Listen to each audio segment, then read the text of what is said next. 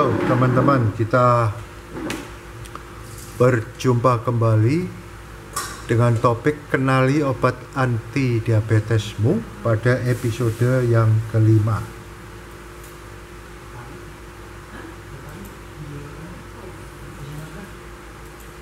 Pada episode pertama sampai dengan keempat sudah dibahas masing-masing dari 7 golongan obat anti diabetes oral.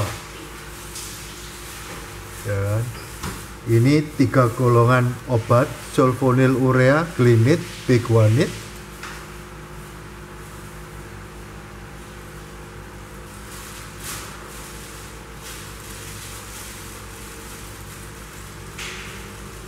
Kemudian 4 golongan berikutnya yaitu penghambat alfa glukosida, thiazolidinedione, penghambat DPP, dan penghambat SGLT2.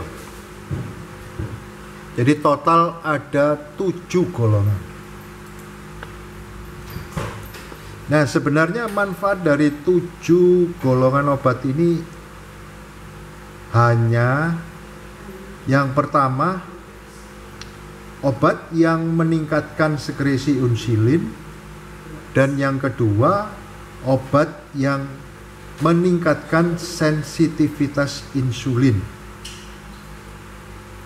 Yang ketiga adalah menghambat absorpsi glukosa. Ya. Jadi pada skema ini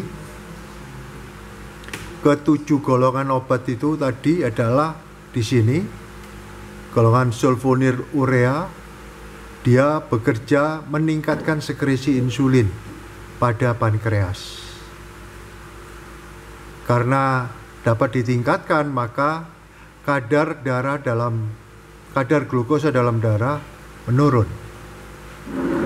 Kemudian tadi golongan penghambat absorpsi karbohidrat, akarbose, bekerja pada usus halus, menghambat absorpsi glukosa sehingga kadar glukosa dalam darahnya menjadi turun.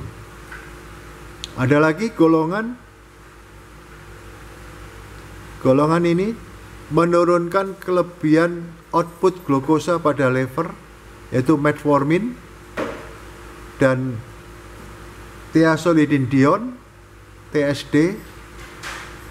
Dua-duanya ikut bekerja pada liver dan akibatnya dapat menurunkan kadar gula dalam darah. Jadi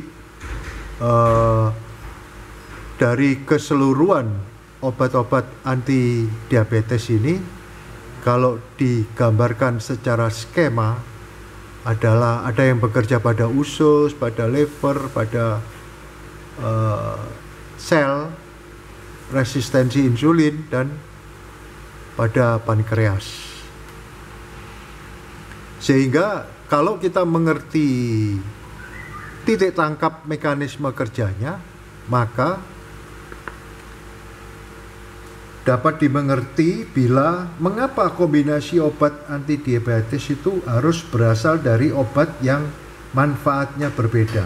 Misalnya obat Amaryl M merupakan kombinasi glimepiride. Nah, glimepiride ini kan golongan sulfonylurea. Ini mekanisme kerjanya pada pankreas. Supaya efeknya meningkat, maka dapat dikombinasi dengan metformin yang bekerjanya dia pertama menurunkan produksi glukosa di liver, dan yang kedua adalah meningkatkan resistensi perifer, artinya sensitivitas insulin jadi meningkat. Jadi kombinasinya harusnya dikombinasi dengan obat yang mekanisme kerjanya berbeda. Jadi golongan sulfonylurea dikombinasi dengan metformin, golongan akarbose dikombinasi dengan misalkan dengan thiazolidinedione atau metformin, dan seterusnya. Lebih banyak kombinasi itu adalah antara sulfonilurea yang bekerja pada pankreas dan dan biguanid yang bekerja meningkatkan resistensi insulin, ditambah dengan menurunkan produksi glukosa. Jadi dari sekian banyak hanya golongan metformin yang mempunyai mekanisme kerja dua, yaitu di perifer metformin dan di liver. Oleh sebab itu, apapun obatnya oral, kalau mau kombinasinya selalu dengan metformin. Ini. Karena ada keuntungan lain kombinasi dengan metformin, di samping mekanismenya berbeda dan mekanisme kerjanya di dua tempat. Yang ketiga, metformin tidak mungkin menurunkan kadar gula sampai di bawah standar. Tidak mungkin. Itu keuntungannya.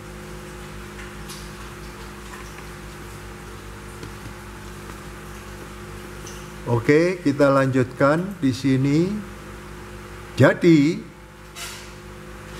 untuk menentukan pilihan obat-obat hipoglikemik atau obat-obat diabetes yang oral, prinsip-prinsip yang digunakan adalah: pertama, dosis selalu dimulai dari yang rendah.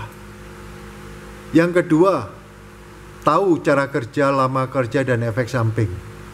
Jadi tadi, supaya jangan sampai kalau mau kombinasi, jangan dikombinasi obat yang bekerjanya sama, harus berbeda. Yang ketiga, pikirkan adanya interaksi obat, karena harus kombinasi, jadi hati-hati. Kedisiplinan Anda sangat dibutuhkan. Yang keempat, bila mana gagal terhadap satu obat, usahakan dikombinasi obat oral lain tapi golongan lain.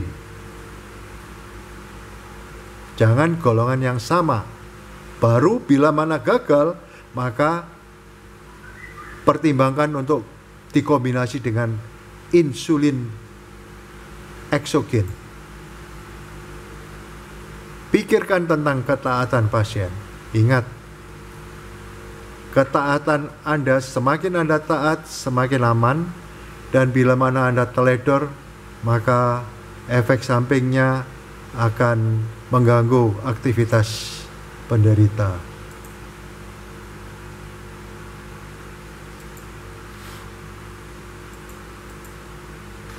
Nah, kita masuk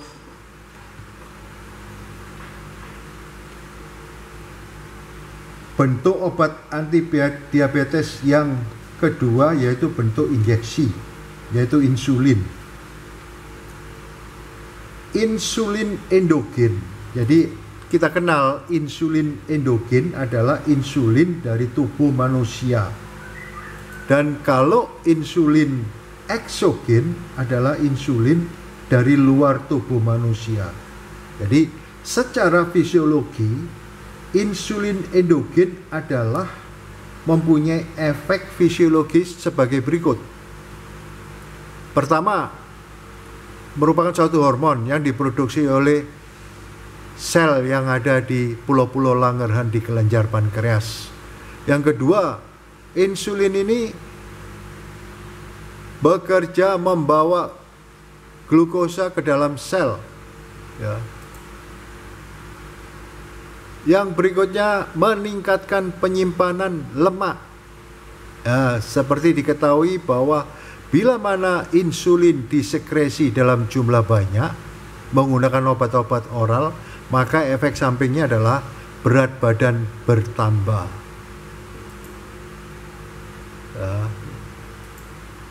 Kemudian insulin menstimulasi pemasukan glukosa ke dalam sel, ya, sehingga menimbulkan energi. Berikutnya adalah insulin endogen, adalah insulin yang dihasilkan oleh pankreas, sedang insulin eksogen adalah insulin yang disuntikkan dan merupakan produk farmasi. Nah, teman-teman, materinya masih ada banyak, maka silakan melanjutkan menonton video kenali obat anti diabetesmu pada episode yang ke-6. Bila mana ada teman-teman yang masih belum mengklik subscriber, maka silakan klik supaya mendapat notifikasi. Terima kasih.